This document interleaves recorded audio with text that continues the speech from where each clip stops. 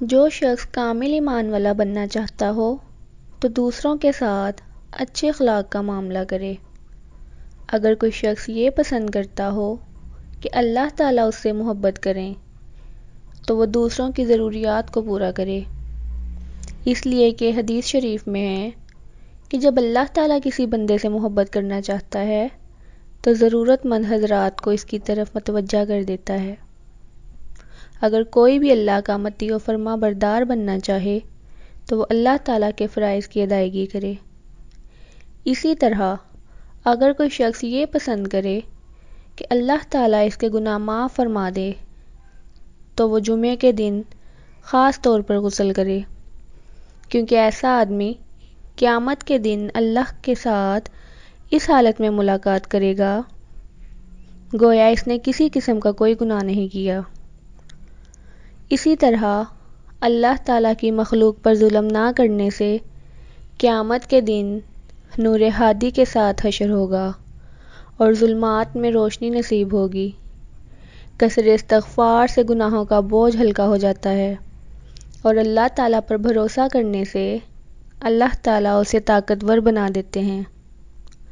طہارت کاملہ اور پاکیزہ زندگی گزارنے میں اللہ تعالیٰ رزق میں وسعت عطا فرماتے ہیں۔ مخلوق کے خدا سے غیظ و غضب کو دور کرنے سے اللہ تعالیٰ کے غصے سے امن و امان نصیب ہوتا ہے۔ حرام چیزوں اور سود سے بچنے سے اللہ تعالیٰ دعا کی قبولیت کی سعادت عطا فرماتے ہیں۔ شرمگاہ اور زبان کی حفاظت سے اللہ تعالیٰ مخلوق کے سامنے ذلت سے محفوظ رکھتے ہیں۔ لوگوں کے عیوب پر پردہ پوشی سے اللہ تعالیٰ بھی پردہ پوشی فرماتے ہیں، اس لیے کہ اللہ تعالیٰ ستار اور عیوب کو چھپانے والا ہے اور وہ عیوب پر پردہ ڈالنے والوں کو پسند کرتا ہے۔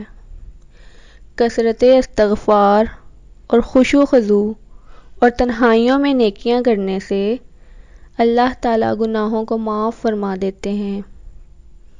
تواضع و انکساری، حسن خلوق اور مصائب و آلام پر صبر کرنے سے اللہ تعالیٰ اجر و ثواب سے نوازتا ہے۔ حسد، بخل اور برے اخلاق سے بچنے سے اللہ تعالیٰ کبیرہ گناہوں سے حفاظت فرماتا ہے۔